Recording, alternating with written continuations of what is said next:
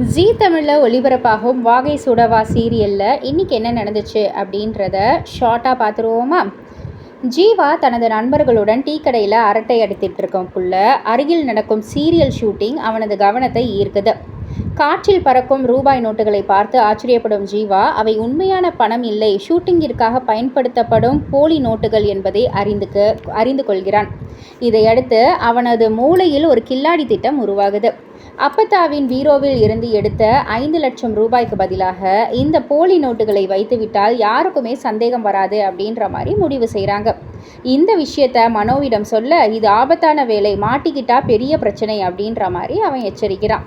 இருந்தாலும் ஜீவா அவனை சமாதானப்படுத்தி இருவரும் சேர்ந்து பீரோவுக்குள்ளே போலி பணத்தை வச்சு விடுறாங்க. இன்னொரு பக்கம் தேன்மொழி தனது கர்ப்ப செய்தியை சுமதிக்கு ஃபோன் செய்து தெரிவிக்கிறாங்க. இந்த தகவலை கேட்டு சுமதி மகிழ்ச்சியில் திளைக்க, பின்னர் மனோவுக்கும் இந்த சந்தோஷமான விஷயம் தெரிய வருது. ஆனால் இந்த மகிழ்ச்சிக்கு நடுவே ஒரு முக்கியமான கட்டுப்பாட்டை விதிக்கிறாங்க மீனாட்சி. தேன்மொழி கர்ப்பமாக இருக்கும் விஷயம் இப்போதைக்கு அப்பத்தாவுக்கு தெரியக்கூடாது அப்படின்ற மாதிரி மீனாட்சி ரொம்பவே உறுதியாக சொல்கிறாங்க.